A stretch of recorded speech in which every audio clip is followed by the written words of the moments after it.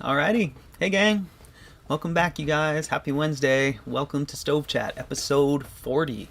I'm Matt, as always, and welcome. As you guys know, we're here talking about building masonry stoves, masonry heaters, cook stoves, rocket stoves, J-tubes, batch boxes, all that stuff. If you haven't checked out my website, walkerstoves.com, there's a link in the description, and you can find plans for all my stoves there, and we're here to talk about all that goes into building those. So hopefully you guys get some good stuff out of this. Really appreciate all you guys being here. Welcome. Thanks for being here. So hope you guys had a great week. Hope you guys are having a good week. I am having a great one. Of course, we're getting blasted by sun today, which is always a little bit of an issue for my streams because of the brightness behind me, but it seems like it's going to be okay. And what else can I tell you? Oh, internet. The internet's been funky. I've got my Starlink going, and of course, right before I do chat is when I always have problems. So yesterday there was a big down for Starlink. I think they lost all the West Coast servers. For some reason, I'm now connecting to Minneapolis is my closest server, and my pings are way up, and I'm having a ton of dropouts. So we'll just keep our fingers crossed that that it goes okay. If I drop out, hopefully I'll come back in a few seconds. And so just stick with me, but it is what it is. There's not much I can do about that. So just want to give you guys the heads up. So welcome everybody. Nice to see you all. Thanks so much for being here. Looking in the chat, it looks like we got a great gang here. Pete, nice to see you, man. Pete says, hey everyone, I got my bench heated a little bit, but getting there. That's awesome, Pete. I'd love to hear as we get into the chat what you've done to get that thing warming up. I got some guesses, but curious to hear what's happening there. Belgian Gulch, right on. Nice to see you. Belgian Gulch there's in Montana. It's 26 degrees Fahrenheit and snowing. And wouldn't you know it? Here, watch this. That'll take care of the phone. Wouldn't you know it, that's it's that time of year where we get these really cold snaps with that air flowing in from central Canada. I'm in the same boat. Belgian Gulch, we've been below freezing. Nice and sunny right now, but it's really cold out for here, and we've been pretty much below freezing all week. I despite that, I got a great surf in on Monday and got a tube ride of my life, one of the good ones. So I'm enjoying this cold weather because it's bringing me great surf. But yeah, so I hope you guys are having a great week. So we got some questions in chat already. We'll tackle those right away. David, nice to see you. Great question. David says, do you have a 6-inch batch stove in the works? David, there is a 6-inch batch. There's plans for a 6-inch batch stove on my site already. You can find that, I think maybe I just call it the brick batch rocket mass heater there on my website, walkerstoves.com. So I do have a 6-inch batch. So hopefully that'll get you what you need. Darren says, hey Matt, 7 layers to go on the water boiler. Battling weather, but enjoying the build. Darren, that's awesome. I'm so glad to hear. It's been really nice communicating with you these past weeks, and I'm so happy to hear that you're having so much fun with the build. You know, it's a blast, right? Like it's Legos for big kids, and then you get to light it on fire, which I love. So I hope you guys. I love to hear that you guys enjoy it so much. So Mark, nice to see you. Permaculture Playground, really really good to see you as well. Augustus, hi, nice to see you. Two Trance, glad you're here. Hey Tim, you made it. All right, nice to see you. And David Swanson's here, 50 degrees, which is cold for California. Fraser, hello, hello, hello. And Tall Shadow, glad to see you. Right on, you guys. Thanks for being here. So let's start with the question that we got from in chat, before we even started. So Samuel, I'll scroll up and make sure I get his name right. Uh-oh, I lost my mouse. Oh, we're off to a great start. So Samuel R. from southern Brazil, which wonderful to have you, Samuel. You say you weren't going to be in chat, so maybe we'll catch up later, but I'm very interested in your part of the world. I would like to come down there and help you guys with stoves someday before too much more time goes on. So stay in touch, my friend. Maybe we'll meet in person one of these days. But at any rate, Samuel has a great question. I won't read it all out, but I'll just paraphrase. Samuel's asking about using brick to create the secondary air part within the stove. He's also asking about the sizes of those air openings, and so let's go over a little bit of that while we're here. So the air inlets, both primary and secondary, are both roughly 10% of chimney cross-sectional area. So if you have a 6-inch round chimney, that's going to be roughly, and I'm just approximating, but roughly 3 inches square for each of those openings. In my tests, secondary air is actually ever so slightly smaller. I want to say it's 9.82 or something like that. Belgian Gulch might know those numbers offhand because he's been playing with them a lot more than I have recently. But it's roughly 10% for each opening, 10% for the primary and 10% for the secondary. It works out to about 3 inches square of area, cross-sectional area. So in millimeters, I think, don't quote me on this because I'm bad at metric, but I think that's about 15 millimeters square. Doesn't sound right. Centimeters? No, it's got to be millimeters. Yeah. No, that's right. Or maybe that's right. I don't know. Sorry, like I said, I'm bad at metric. Sorry, everybody. Maybe someone who's a little more savvy with the math can help me out there. But yeah, roughly 10% of your chimney's cross-sectional area is what we're looking for secondary and primary air. Now, with that said, Samuel's main question was with regards to using something other than metal for the secondary air. And he was talking about coming up with a way to craft that using bricks or, masonry of some type. And looks like I dropped. Oh, I'm back, it looks like. So maybe it's going to work. So he was talking about using bricks or masonry to create the secondary air. And Samuel, very astute observation, he says, the one big thing is going to be durability. How am I going to deal with that? I'll have to be very careful loading the wood. And so that's number one reason why I don't recommend doing that. It's not to say it's impossible, but the number one reason not to do that is because that metal secondary air part serves a very important physical function just with regards to where and how it's formed. And that is that it kind of acts as a gate to the back wall of the stove. If you push wood all the way to the back wall of the stove, you really wreck that combustion profile that we work so hard to achieve. The wood needs to stay a certain distance from the back wall and a certain distance from the port in both the riserless core and in a standard batch box. And so my pre-port secondary air tube, that was one of my primary considerations, was to have it act as andirons, essentially.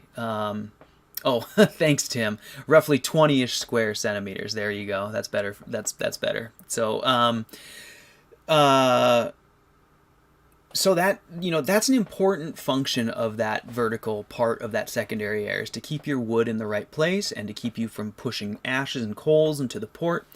And it's really important that it does that. So for the most part, that's the number one reason why I don't like the idea of using ceramic back there, because it's probably going to get just smacked by wood at some point and broken. But the second one is also pretty important, and that's that we really want the secondary air tube to preheat the secondary air and deliver air that's almost ready for combustion right at the very back of the burn chamber. If you use ceramic or bricks for that secondary air delivery, you will eventually get it hot enough that it is preheating the air, but it's going to take quite some time. And one of the main goals is trying to get out of the dirty beginning parts of the burn as quickly as possible. It's one of the reasons why these rocket mass heaters are so efficient and so clean, is because we can go from kindling and smoke, a little smoky, cool fire, to a hot, completely combusting fire in very short time. And a big part of that is a metal secondary air tube, and in my opinion, insulated firebox. So while it's possible, and if you're somewhere where that's all you have access to, I would encourage you to experiment, but I don't think it's anywhere near as good as the metal ones. And I've often said, even if you just have plain steel and you're going to replace it every, twice a season or whatever, I still think it's worth it, because there's ways to do it that are pretty simple to replace, and it's a fairly cheap and accessible material. So there's the answer to that one, Samuel. So let me catch up with chat here and see where we're doing here. Positive aspect, nice to see you, Dan. Glad you're here, man. So David Tilwell, yeah, I said hi to you already. We talked about the cores.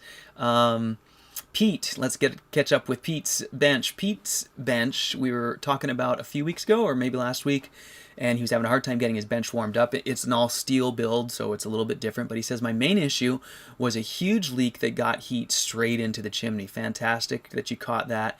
And then secured and insulated the bench bottom and sides. And I figured the bottom was probably a big part of your issues. But that's great to hear, Pete, that you got some flow going into it and you've gotten it starting to warm up. Now, because it's steel, as you know, and you know, it doesn't have really any mass, it's just a radiator, it's gonna just keep bleeding heat and in a big level. So you're probably gonna have to play with how big that radiator can be before it really, you know, wrecks your draft. And so I'm sure you're starting to understand it, but you know, it's probably going to be some combination of maybe insulating the insides and leaving just like a strip in the middle down the top that is a radiator that's nice to sit on but doesn't bleed all of your heat out.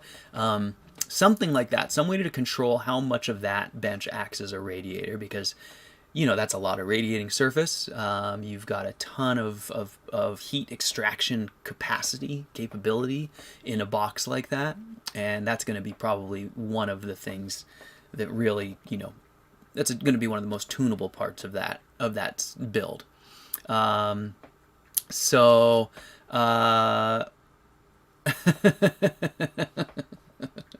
oh, that's great, Oregon Coast Green Man. I don't know if that joke is going to translate in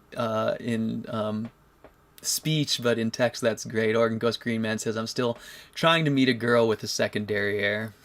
I got a kick out of that. Love it, guys. Love it. Okay, so on to more questions. Thanks so much, by the way, you guys, for all your lovely emails and questions. It's been really nice interacting with all you guys. Tim says, any thoughts on temporarily covering radiator surface with ceramic wool from the outside? Absolutely. That's, you know, if you're okay with having an itchy woolly thing on the outside, you know, there's a million ways to skin that cat. You can insulate it wherever you want. So certainly that would work. So on to some other questions. So question actually from Tim, another one from Tim.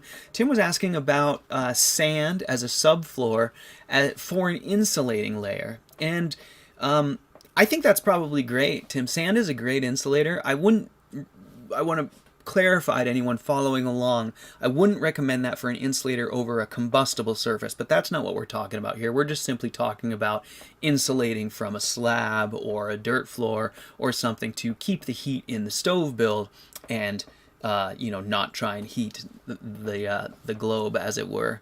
And so, yeah, I think sand is a great insulator. You know, we've learned that through trial and error from others trying to use it as mass. And you know, anyone who's been to the beach on a hot day and trying to traverse the beach and burning your feet, you know that you get relief by just digging your feet down 2 inches into the sand, and it's cool down there. And so that's a really great example of what a good insulator sand really is. You'd have a really hard time heating through any significant mass of sand because of all the airspace trapped in it. Now, I'm sure there's probably varieties of sand that are going to make a liar out of me there. I'm sure there's sands that lock together tightly without much airspace and have enough mass that they can transfer heat. But for the most part, sand is going to be a good insulator. Next question along those lines, Tim also was asking about draft inducers. He was asking specifically about like a variable speed fan as a draft inducer, and that, you know, this is something we've covered quite a bit, not specifically, but just draft and how important it is and different ways to induce draft, in particular when lighting a stove or in a situation like Pete has where he just has a ton of radiator. And so, as you guys know, I like to use passive methods whenever possible. So that's why my stove designs all have bypasses, so we can manipulate that draft and induce draft at any stage of the burn. Fans work great. If you have a layout that has a long bench and you want your exhaust at the end of the bench, a fan will absolutely get the job done. The reason that I typically will recommend against them has nothing to do with the performance and only just a desire to try to build a stove that's going to work when your power is out and in all conditions, and without too much. It shouldn't, hopefully doesn't require too much of a skilled operator to run, although that's impossible. We can't take the operator out of the stove. I've tried for years, but it always requires some knowledge and skill on the part of the person running the stove. A fan just kind of exacerbates some of those things, but most importantly for me is the idea that for many, many people, the wood heat is usually a secondary source of heat, and it's one that becomes really important when power goes out, or for whatever reason there's other conditions that that make a fan not possible. Now, every individual can make that decision for themselves. Maybe you're off grid and have solar and you have batteries and a little DC fan. Doesn't take much juice, no big deal. Maybe you don't mind turning the fan on and off. Maybe you love the challenge of thermocouples and engineering a system that has an automatic fan or something like that. So there's no wrong way to do it. It's just something that I would recommend, if you can, seeking other alternatives. But it's a fine way to go, and it will absolutely work. Now, with that said, another way to do that draft, and we've talked about this as well, is if you have your chimney at the end of the bench, you can build a little clean out at the bottom of the chimney, a place where you can build a small priming fire, and you can use just a small paper fire, typically, sometimes maybe with a little bit of solid fuel to make it go a little longer, but in that way you can also induce draft. Challenge there is that you need to give it some oxygen, and now you're sort of affecting the draft at the firebox by introducing a place for it to pull in air earlier. So it can be a challenge. You can light a fire down there, but then you shut the door tight, and then you get draft in the front, but now your draft inducing fire is going out because it doesn't have oxygen. So that one can be finicky, but it can get you over the hump.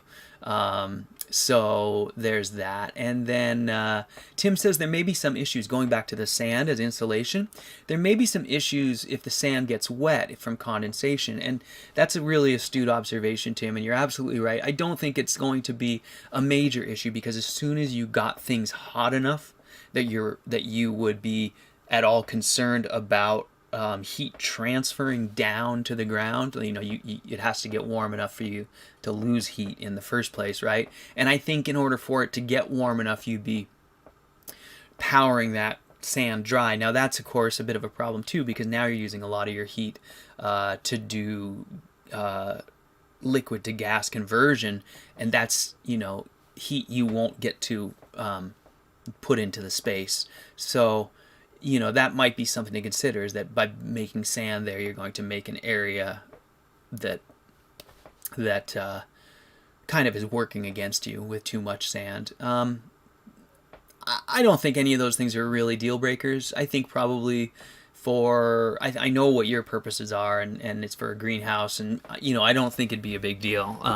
And I do think something down there like sand is going to be better than just the dirt of the floor or something like that. And I also don't necessarily think it's really worth spending a bunch of money on, you wouldn't really want to spend ceramic fiberboard money all over the floor of a greenhouse. That seems sort of silly.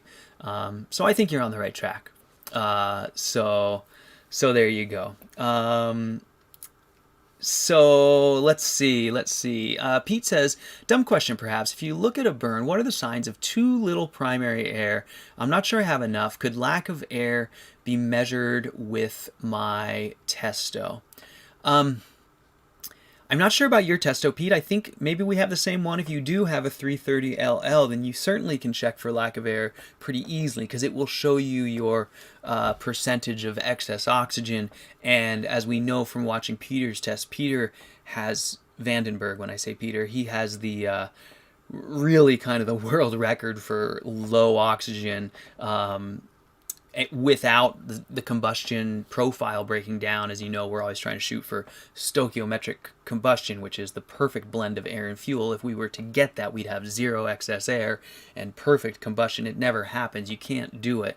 But he gets down to in the neighborhood of 7 and 8% excess air.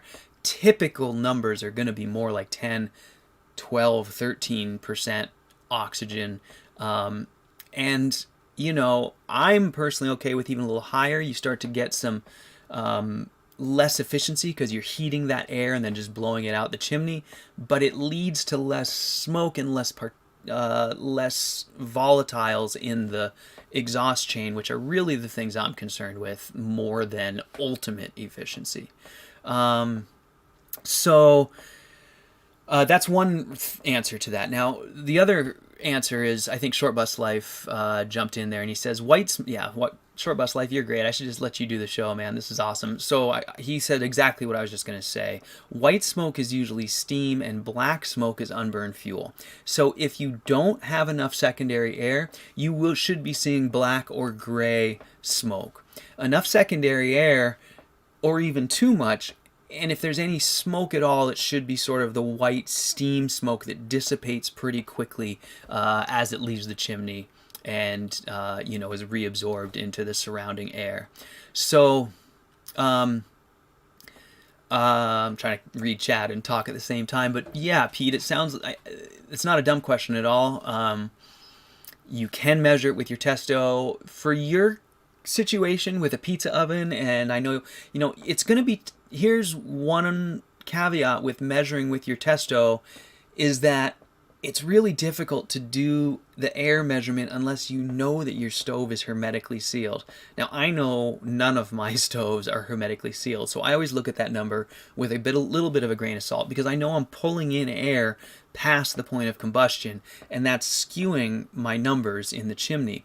And Pete, I'm not picking on you, but I think you probably have the same situation where there's areas where air can get in, and even if they might be little tiny things, even all the way around the circumference of your chimney, that's going to add up to a significant amount of air.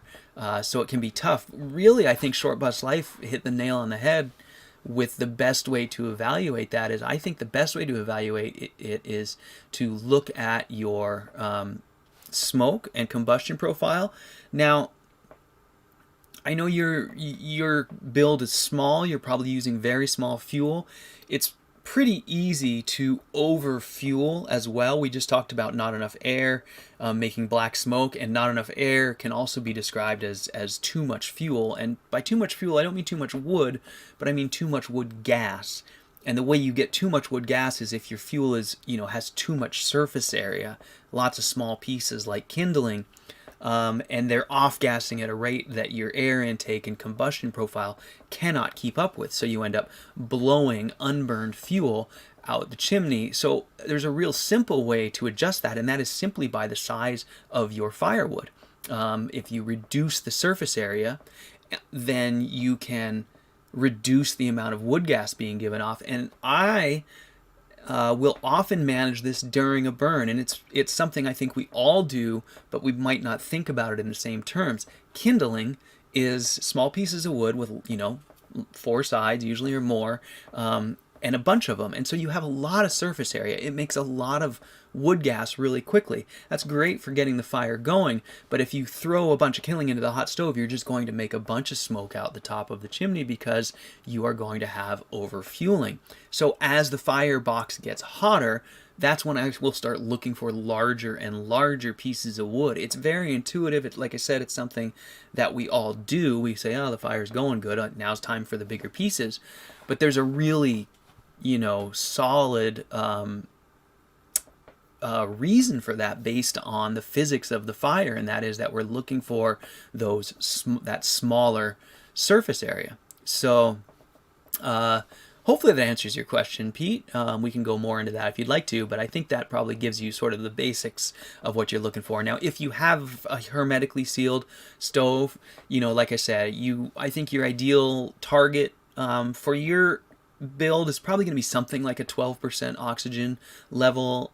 You might be able to do better than that, but I wouldn't be bothered by that number, or even 13%, something in there.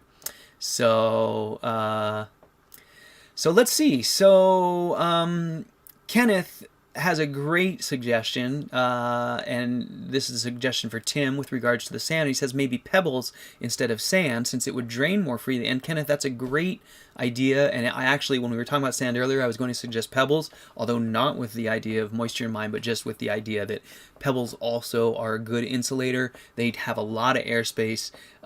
They have a little more mass, but it tends to not travel very far through, round gravel, drain rock type pebbles. If it were chipped, road grade type chipped pebbles, that wouldn't be as good, because it'll settle in, and can be packed without much airspace. But yeah, round drain type pebbles would work very well. So Davey says, pretty new to this, but very interested. Can you show us the stove? Well, Davey, there's a whole lot of stoves to show you, but I'll show you one right behind me right now. There's mine. You don't get a very good look at it here, but you know what? We'll take a look at some photos here in a little bit of some other stoves that are completed. But if you, like I said, if you go to my website, walkerstoves.com, and I'd love it if you'd all visit there. Of course, it's what I do. So walkerstoves.com. There's a link in the description, Davey, and you should be able to see all of my stove designs on the website there, and maybe you can follow along there as we talk and look at those. So there we go. Catching back up with you guys in chat here. Let's see. Yeah, and Pete says sometimes I have continuous smoke, but I guess it has to do with my wood being not dry enough. So Pete, you'll just have to evaluate, what you're seeing out of the chimney. But typically I agree with Short Bus Life. When I go outside and I look up at my chimney, if it's just, really billowy, clean white smoke, and it doesn't get very far away from your chimney before it dissipates, then it's really probably not smoke. There might be a little bit of smoke in there, especially if you have some moisture, because you'll have some unburned fuel in there as well. But really, as it starts to get gray and darker, that's when you know that it's unburned fuel. And if it is unburned fuel, it should probably, sink and continue to move away from you, as it, without really disappearing as readily as the steam does.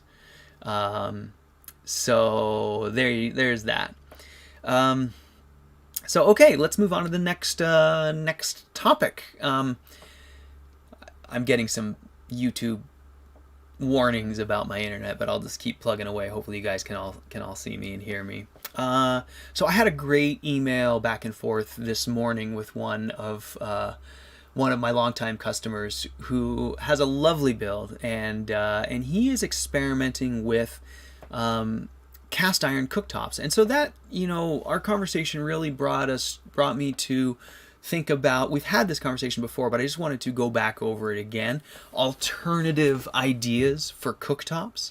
And so he was asking, will the cast iron cooktops hold up to the heat over the riser, and will they radiate the heat into the room like the ceramic glass does? And so, I think cast iron is an excellent choice for the cooktop. I think it's every bit as good as the ceramic glass. In some ways, it's better. It has some pros and cons. The pros would be that it's incredibly durable, and it should never have any issues if you are like me and hang a snowboard on the wall poorly and drop it through your cooktop, or drop a pot on it or something like that. The cast iron is incredibly durable. I do think that it's probably going to be muted in regards to how much heat it puts into the space. The ceramic glass cooktops are amazing radiators. They just blast heat into the room. Any one of you who have completed one of my cook stoves know that it's an excellent space heater, and a big part of that is because we have a really efficient radiator as the top surface, that being the ceramic glass. Now, the cast iron cooktop will be an excellent radiator. That isn't to say it won't. It will absolutely heat your space, and it will work beautifully. But if you were to compare the two, I think the rate at which the cast iron cooktop radiates would be less than the ceramic glass, and I think it would take a considerable amount more time for it to get hot enough to really start radiating, where the ceramic glass really just kind of sends it right through. Now, all that said, those are things that aren't necessarily good or bad, but they're rather, I prefer to look at those as tuning elements. So perhaps you want to push more heat downstream into your bench or bell, and in that instance, a cast iron cooktop is probably a fantastic choice, because it will, sort of peak in terms of how much heat it can give out. And at that point, it's going to start shunting heat downstream at a greater rate than the ceramic glass will. So you'll get more heat downstream sooner, and probably warmer bench temperatures and warmer bell temperatures, and so you can get shorter burns and longer thermal battery, as opposed to a ceramic glass top where you have more quick heat into the space but maybe not quite as much thermal battery. So that's one example. Now, Tim says cast iron can crack if there's a lot of thermal differential, and certainly it can. I think all materials can, but we're talking about cast iron that was made for a griddle or made for a flat top, and in those applications they are put in the direct flame of a natural gas or propane flame. And I don't know, unfortunately, maybe someone can look it up offhand, what those temperatures are. In my memory, I think it's like 800 or 900 degrees, although I'm not sure. And while we do exceed that somewhat, I think the top of my riserless core is something like 1200 degrees Fahrenheit at peak. I don't think it's an issue for cooking specific cast iron. Now, I think the cast iron in like a wood stove build, like a old Vermont castings or whatever stove, I think that's much lower quality than like the cast iron in a griddle. And I don't understand enough about metallurgy to tell you what I mean by quality. I'm sure there's some blend, the way that stuff is made. But for whatever reason, it's certainly used everywhere in all the restaurants all over the world, flat tops or cast iron. And so I feel pretty comfortable. I've never heard of one cracking, ever. I mean, it seems unbelievable. I have heard of cast iron wood stoves and things like that cracking. So there must be some difference there that I'm not aware of the subtleties of, but I do think griddles and things like that for tops are just fine. And as we've seen, folks like Short Bus Life, have successfully used a manhole cover. So I could be totally off base on this. And Short Bus Life here is giving us some great information, saying that he really likes it because he can put a cover over the top like an AGA, which I think is a really great feature. I've had another customer in England build a stove with a cast iron top, and they did put an AGA style cover over it. I would be reluctant to do that with ceramic glass because I think you could push it to the breaking point in terms of temperatures. I don't think you're going to have any issues with the cast iron, and if you can put an insulated top over the cooktop, then you can just, again, shunt way more heat downstream, and it's a beautiful way to go. And then Short Bus Life also says his manhole cover doesn't take long to warm up, and it starts warming immediately. And yes, I didn't mean to disparage it. When I say slower and faster, please understand I'm merely comparing the ceramic glass and the cast iron. Like I said earlier, I think cast iron is absolutely a premium choice for cooktop and radiator. Just the glass and the cast iron will have different pros and cons. The glass might be slightly fragile, but it's going to be a extremely efficient radiator, but at the same time it's not going to push as much heat downstream, and I don't think you can insulate it and cover it. And the cast iron, maybe just slightly slower response and more heat downstream and all that stuff I already said. So I think that's, hopefully I summed that up and didn't give you guys anything off base there. So let's see. I'm going to just catch up with your chat. And Permaculture Playground says, I've got a 5-inch cast iron disc for my small wood gasifier stove, and also a nearly 12-inch cast iron lid from a water pipe, and it's great to play with the heat output for cooking. Yeah, and that's actually, kind of really the heart of this conversation, Permaculture Playground and all, is that these are, again, what I would consider tuning elements, okay? So any of you who have been building my stoves, you know that a lot of times when you ask me questions early in the build, I say, don't worry about it. Let's push that concern, let's kick that can down the road, and that's going to come up when we get to tuning the stove. And so these are things that, that I like to consider as variables that we can change to change the parameters and the performance of the stove. And it's one of my favorite parts about these builds. It's one of my favorite things to share with you guys and to talk about, because I think the more we understand these things, just like Pete's radiator bench and installation conversation we had earlier, these are things that we can all sort of, once we grasp these concepts, we can make subtle changes to our stoves through the life of the stove and slowly work our way towards really what's ideal for us. And any of you who have been following me for any amount of time know that that's been my MO forever. I don't really ever tell you the right way to do it, or the wrong way to do it, or tell you what's right or wrong. I just kind of say, hey, it's up to you, and you'll have to decide for yourself. And I will always try and help you sort that out, because of course not everyone has the knowledge before they start. But really, I'm confident that once you get through the build and have some burns under your belt, you'll be in a much better place to start to make those decisions. And it's almost not worth worrying too much about them until you get there. I mean, obviously you have to build the thing, so you do have to worry about them somewhat. But we all grow so much in our knowledge as we start to utilize these things, and so this tuning stuff is it's a big deal. It's kind of the whole thing. So hey, Rich, man, nice to see you. Glad you're here. Been a while. Welcome. So, and Short Bus Life says he's had 3 years with the manhole cover as his cooktop with no problems, and that's fantastic. And of course, Short Bus Life's manhole cover, we shared images I think a few weeks ago, but it's a significant piece of metal.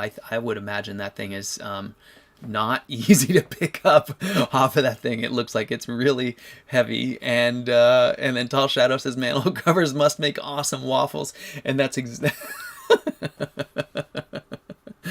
Tall Shadow, you're a gem, man. Thanks for being here. That's when I looked at, I wish I'll find Short Bus Life's photos maybe later, but his sewer manhole cover lid is a perfect waffle maker. That's exactly how I describe it. I just love it. So, and I didn't think you were disagreeing with me, Short Bus Life. I appreciate your input. You actually, the fellow that I was conversing with earlier, and to you too, I will say the same thing. I love it. I love the input because I don't have a cast iron top, and I've only played with them on my J tubes, outside and stuff. I haven't ever had one as my primary radiator cooking in my home, and so I'm mostly speculating, and I absolutely love having your input. So please, don't worry about that. You guys just throw the information at me. I'm just trying to be a conduit for it as best I can. So, and Permaculture Playground says tuning is definitely one of the major benefits of these systems, and I certainly agree. And I love to hear that as you guys get more experience, that you're finding that same thing. So Tall Shadow says, love to tinker once the basics are down. So yeah, that's great, you guys. I just love it.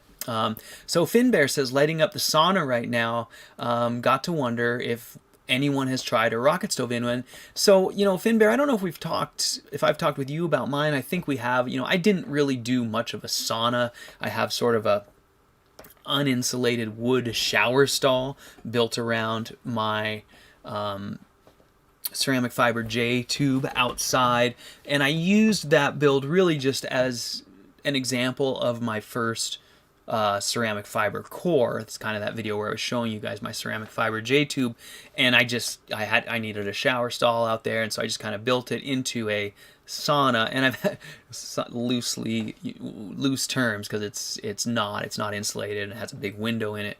And I've had people then ask me, hey, how's your sauna? And I have to say, well, it's not really a sauna, but what I can tell you is that sitting next to a radiator in there is as hot as can be. And if you have a well-built structure. So people usually ask me about how's the stove for the sauna, and I'm going to tell you right now that stove, any of those stoves are going to be capable of, cooking you right out of a well-built room, well-built sauna structure. So I think you're going to be really pleased with it, Finbear. I'm happy to hear you're lighting it up. That's really cool that you've gotten there, and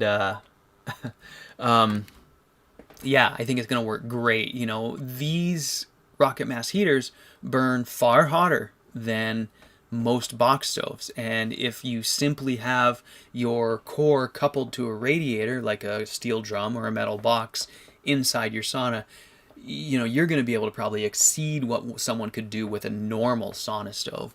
So I think you'll have no problem getting as much heat as you want off of that. And mine's a shower stall, so I've been in there with the fire raging, and I've been spraying the shower onto the radiator and getting the big blasts of steam, and it works a treat. It's a beautiful sauna construction, if you ask me. I think these are really fantastic. Now, the one downside some folks might, say is that you have to load them often, and that's true.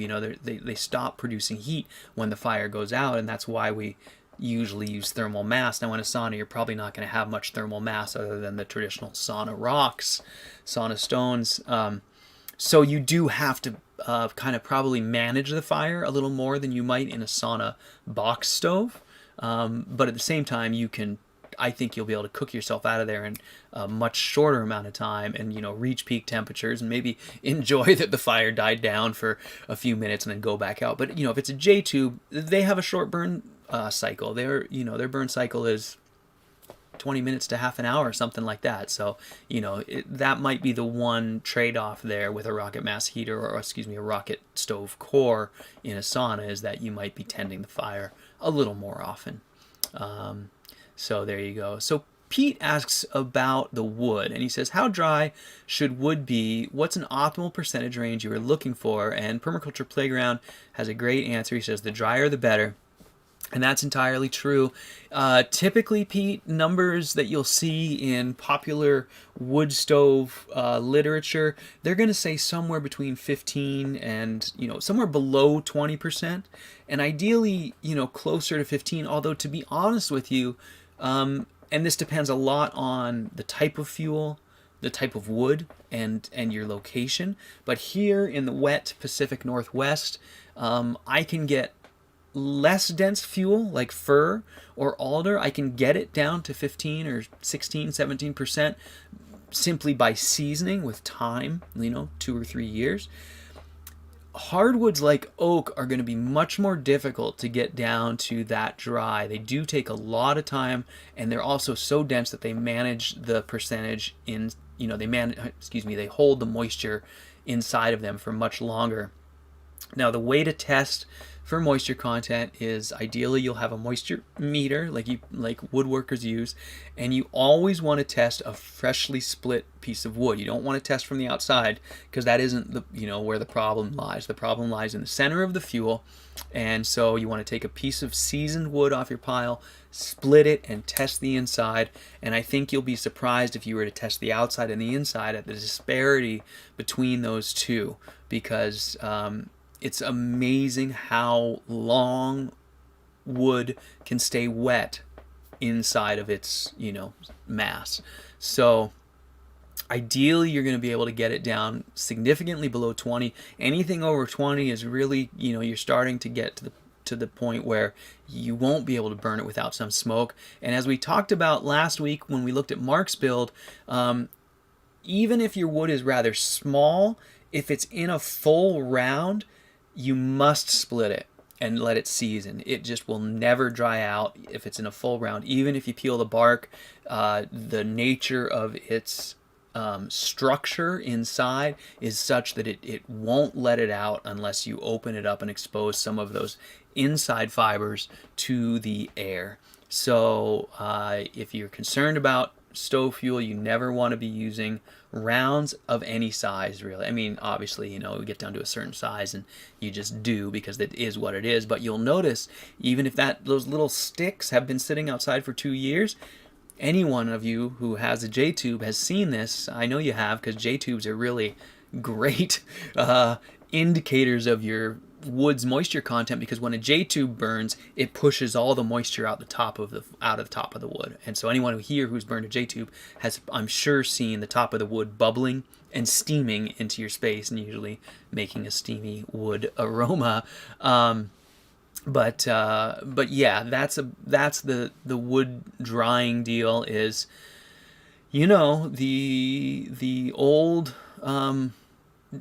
the old guys who've been burning wood for lifetime will tell you that 3 years seasoning is the minimum for good firewood. There's exceptions to that, if you live in Arizona or somewhere where it's really dry, or if your fuel is less dense. But if you're burning oak in a normal, moderate climate, you really want to try and have well-seasoned wood. Now, that's not possible for most folks. We all are, limited by reality. But if you're shooting for the ultimate goal, you want to get 3 years ahead on your firewood supply, and let it season for that long. So, Pete, in your situation with being that you're trying to do cooking with an oven, you want peak temperatures and not much steam and all those things. Fuel's going to be a big deal to you. So I would encourage you to, do what you can to try and get some dry wood. Now, you can buy kiln dried wood, and I don't have enough experience with it to comment really on the difference between that and seasoned wood. I know on the wood burning forums like hearth.com or something like that, people will say that seasoned wood still beats kiln dried wood. I'm not sure about that, but a kiln is another way to achieve that, and fans help a lot as well, moving air. So let me catch up with chat here. Yeah, Finbear says insulation is not that important. I've had great sessions in ones made with a tarp, speaking about saunas. So that's pretty cool. That's good to hear. And yeah, definitely even in my little box. I mean, I can cook myself out of there. There's no question. But you just I put my back against the wall and it's nice and cool. So it's definitely different than like a real significant, well-built one. But yeah, you're right. A lot of tarp and tent type saunas are out there, sweat lodges, and they work just fine. You're absolutely right. Permaculture Playground says, I've currently got my half-inch steel plate on the big gasifier at 350 degrees Celsius in the center and 210 Celsius at the corners. And that's really interesting, Permaculture Playground. I'm really curious about that. I don't know. Yeah, I don't see anything else there. I'm wondering how it's holding up with regards to its stability. I wonder if it's warping on you a lot or anything like that. It's half-inch steel plate, so it's dimensionally probably fairly stable, but nonetheless, my experience with steel is that it's hard to keep it flat with these temperature differentials. So let's see. Let me catch up with chat.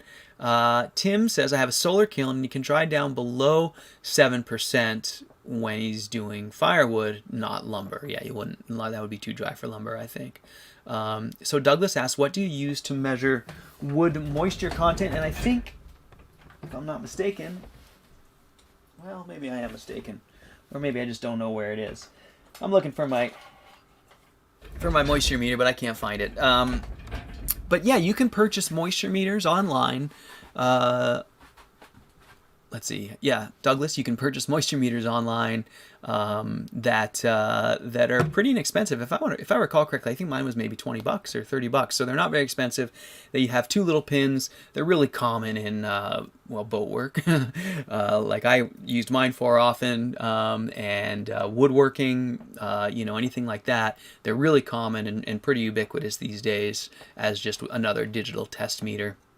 So you can purchase one online, and they're a great tool to have, at least for a while. They're actually the kind of tool that, they're a great thing to pass around friends, because in my experience, I used it for a while, and then I got comfortable and, understood kind of how dry wood was just from using that for a few months.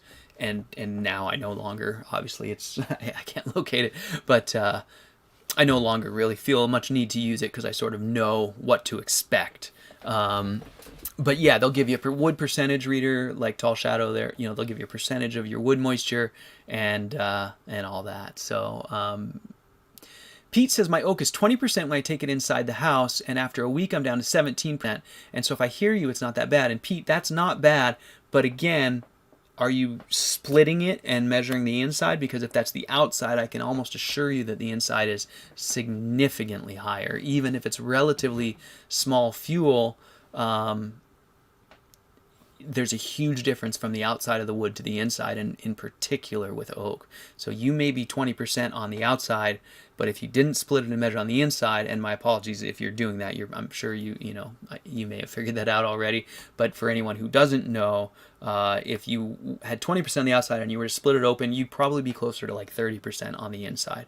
And so just want to put that out there, that it's really important to split it right before you measure it, and check. So there you go.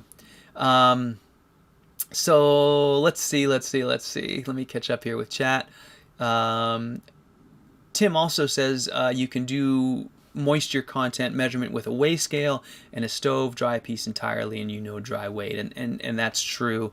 I think nowadays these modern testers are so accessible. I think they're a great thing for anyone to have, or at least have for a little while, like I said earlier, to get that. Really teaches you a lot.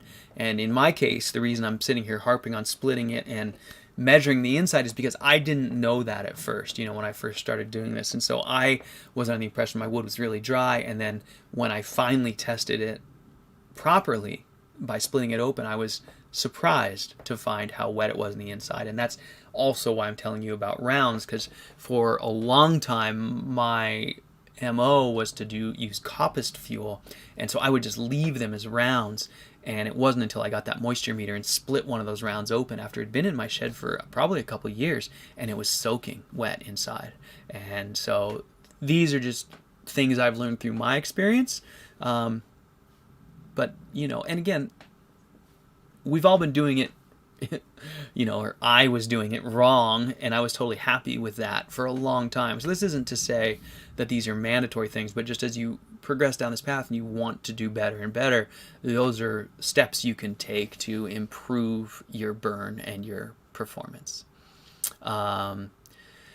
So let's see. Let me catch up with chat here. And Douglas says, wow, 3 years seasoning. And yeah, I know. That was my reaction too, Douglas.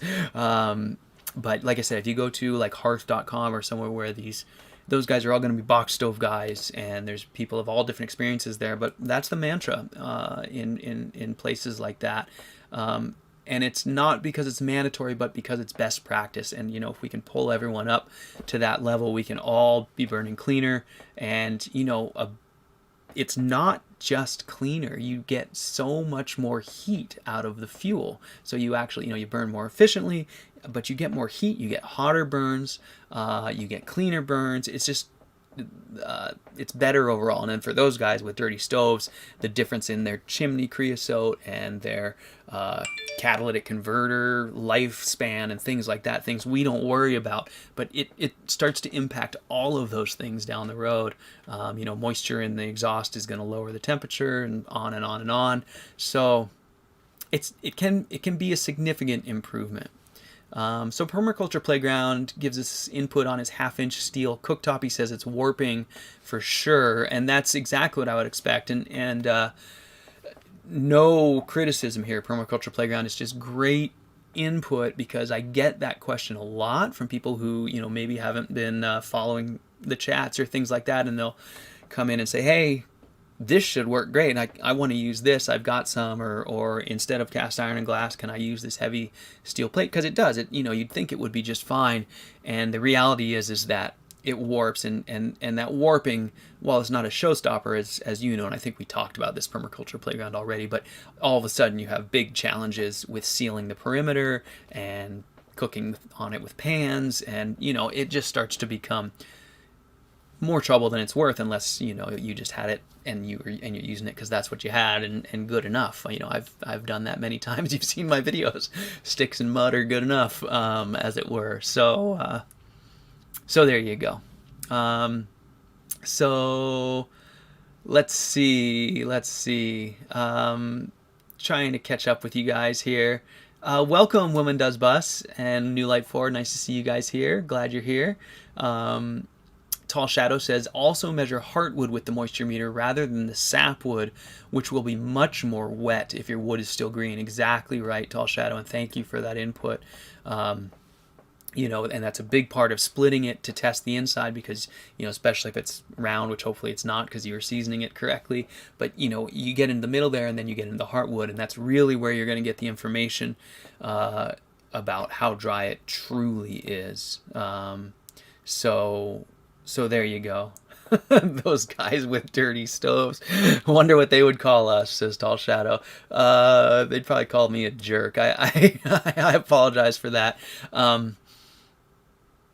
It's one of those things. We've been fighting this fight for a while now, and I remember in those box stove chat rooms 5 or 10 years ago, we were just called straight up liars for years. So they just refused to believe that there was a way that we could improve on what we've been doing for thousands of years. And, a box stove is basically what's often referred to as a Franklin stove. They've only been around, at least in the Western versions, for a few hundred years, at least in my experience. But you know what? They haven't changed much in 200 or 300 years, and they're dirty as heck. Now, that's not exactly fair. In the last 15 years, we've made great strides, and my friend Tom Morrissey there at Woodstock Soapstone builds beautiful box stoves, and I think they're every bit as efficient as our rocket mass heaters, or dang close. But that's the exception. And for most folks, a box stove is like the one that came in my house when I bought it. It's just a steel box with a chimney on top, and they're dirty. So we can do way better, and that's why we're here, right? We're here trying to make this whole place better and clean up our air for everybody. I know one of the biggest drivers of health issues historically, and not necessarily currently, but historically, is smoke inhalation. There's cultures forever have burned and cooked in many places indoors. We still have lots of humanitarian efforts going to try and help people in different parts of the world who still use those practices. And in places where people do indoor cooking with solid fuel and don't have proper ventilation and have dirty cook stoves, there's places where they still use like a 3-rock stove to cook on, and inevitably those people have really high arteriosclerosis, which can be caused by smoke and particulate, lung issues, and on and on and on. And so we're here just trying to make the world better for everybody, and also to have fun building things and lighting things on fire. So there you go. So Tim E says, I wonder if anyone has built a big firewood drying area as part of their thermal mass. Well, as a matter of fact, Tim, if you caught chat a week ago or 2 weeks ago, our friend Mark here, Mark Delozier, has a lovely masonry heater, and he has an insulated top so it doesn't get too hot on top, and he uses the top area for drying wood.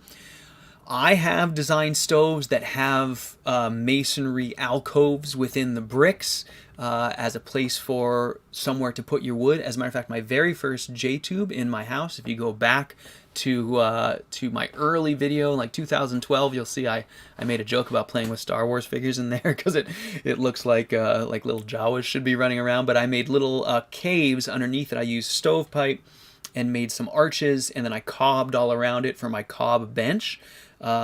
But in that way, I was able to make tunnels underneath the whole bench that I used to store wood.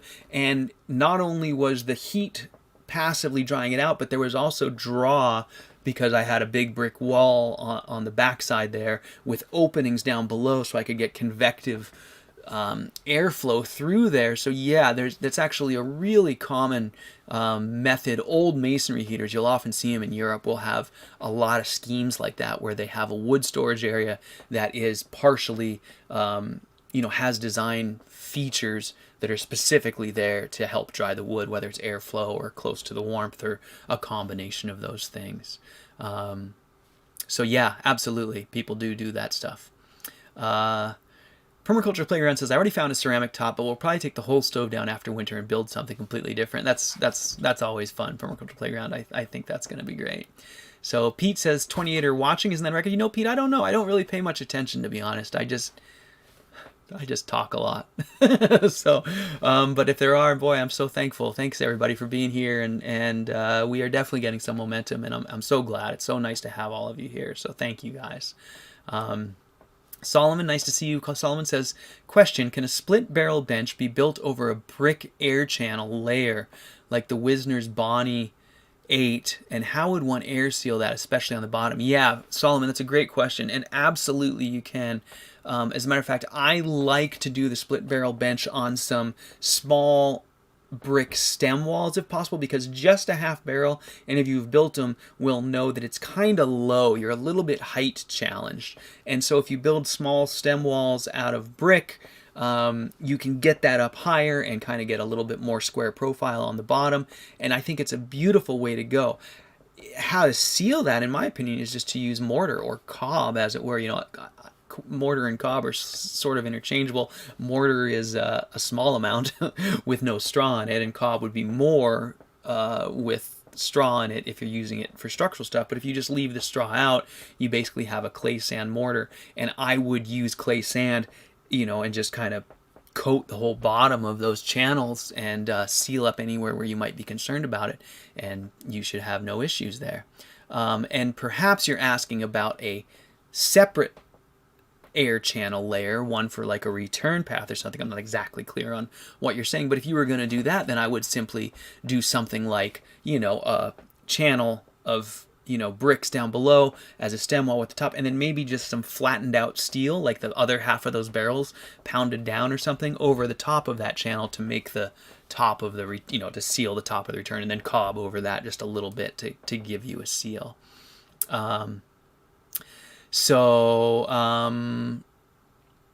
Short Bus Life says, what happened to my original J2 bench? It's still there, and it's still in use. I just moved into my shack here, up here. I'm on the hill. The house is still right down there below me, and I'm renting it out to a lovely family, and they're still using it on the regular. As a matter of fact, the full masonry cook stove and my original J, that actually, I'm sorry, I converted that J to a batch box, and you can see that in my older videos.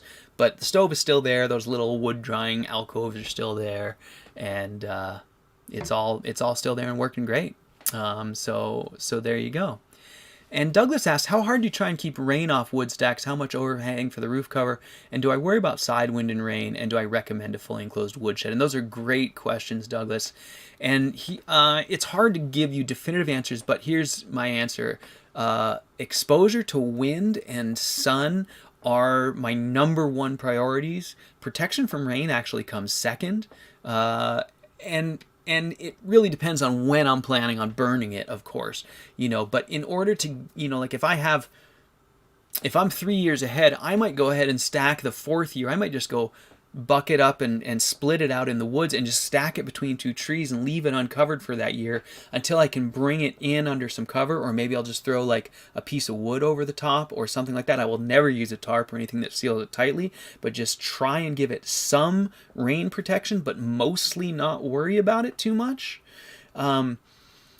It's only when I get to that last season where I'm going to try and start burning it that then I'm going to try and keep it out of the rain, because it will, of course, absorb some of that and get wet again. But it's really actually amazing. Wood that's seasoned and dry can take on quite a bit of rain without really ever getting the same kind of wet that it was when it was, you know, living and drying out from the inside out. So I think the biggest, most important factors are, like I said, wind and sun. I'll try and stack them in single rows out in the elements, give them as much rain protection as I reasonably can get without agonizing too much over it. I love sheets of just corrugated tin, cheap from Home Depot, just kind of spiked into the top of the stack. And just let it set for a year. And then ideally, you know, is it worth building an enclosed woodshed? Ideally, no. Ideally, you'll have, like, my woodshed is just a big open structure with a shed roof over it, and you know, I try and keep the drier ones, the ones that I'm planning on using closer to the middle of that shed, and then the stacks kind of get out to the edge, and the one in the back is actually pretty wet and kind of exposed to some wind and rain. I don't worry too much about that. I don't like a woodshed with walls, but the caveat there is if you have various areas of stacking, you could have an enclosed shed for kind of your final place where it stacks. And that's fine if it's already seasoned, and then you bring it kind of inside and it just sort of gets rid of the last rain moisture. Then it doesn't need quite as much exposure to wind and sun. I had something else there, but I think I just lost it. Well, anyways, that's, kind of the gist of that generally is keep them exposed as best you can, in my opinion. And Short Bus Life says, best system I've heard of is just throwing the split logs in an IBC tote cage and clear cover over the top. Oh, that's a pretty cool idea. That's actually a really cool idea and I've seen that before too. I've seen people do like wood sheds that they kind of turn into like a greenhouse type of effect.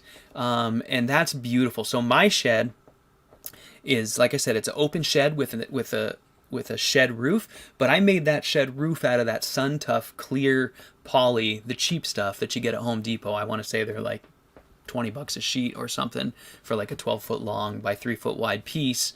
And you need airflow, as Short Bus Life says. So that's really the key. But yeah, that IBC tote with some plastic over the top is clear plastic over the top is beautiful, because you got tons of airflow, and then the rain is kept off, but you still get the solar heating and drying there, and honestly that's really the best way to go. You'll see designs online for like solar kilns for your firewood, where people really think about the airflow and drawing in and down low and exhausting up high and all that stuff, and certainly you can put a lot of thought into it and have fun doing it, but those are the basic principles of that. So okay, you guys, we've been going for a little over an hour, so I guess that's enough for today. Great questions, great chat today, you guys. Thank you so much. Really appreciate all of the input. Tim says solar kiln is life-changing for firewood processing. DC fans coupled directly to PV panels, lots of airflow, and temps usually 50 degrees Celsius above ambient air temps. Yeah, I mean, that's it, Tim. You can certainly engineer some amazing structures for this type of purpose. That's beautiful. That's great input, and certainly that's a great way to go. So, and actually, just to catch back up, I remember what I was going to say to Doug. Doug, part of that thing about what's best, enclosed, unenclosed, all that. A big part of that's going to be your climate as well. So here in the Northwest, we just have wet air all the time, but our driest air is in the summer. And I know that that's very different in the East Coast and probably even in the Midwest as well, where you guys tend to have humidity in the summer and really dry air in the winter. And so, things are a little bit different from place to place. So your mileage may vary, but those concepts were really the most important part.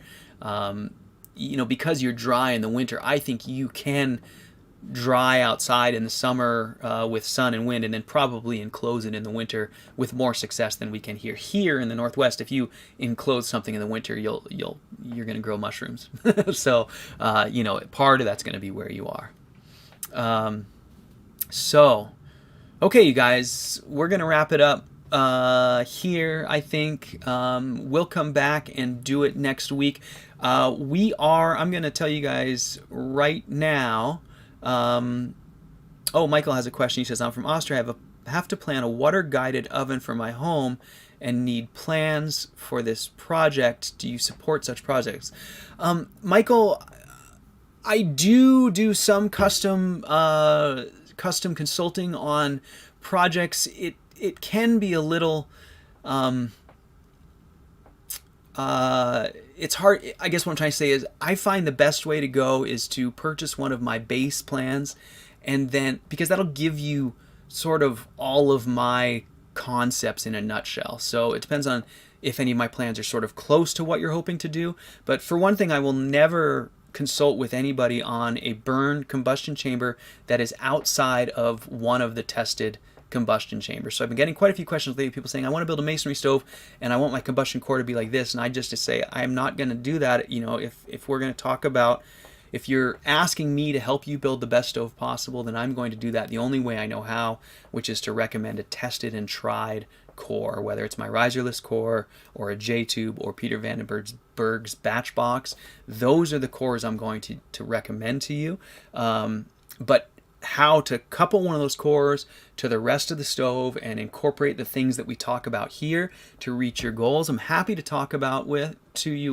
But like I said, usually the best way to go is to buy one of my plans, because I charge you a lot more for custom work, a lot more. And I'm happy to share everything I can.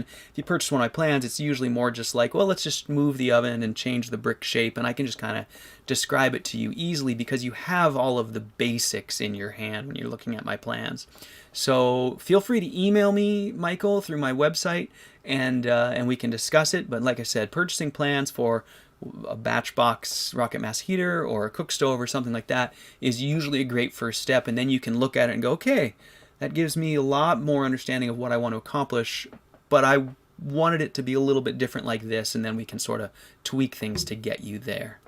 So thanks you guys again. So I want to just really quick let you know that we're getting to the end of the season here. We'll probably do this for another week or 2 or 3. I might make it through February, but I wouldn't be don't be surprised if we do next week and then I say I'm going to shut it down. And on that note, I want to let you guys know I'm going to raise my prices at the end of the season. I won't do it now, and I don't want to surprise anybody, and that's why I'm letting you know.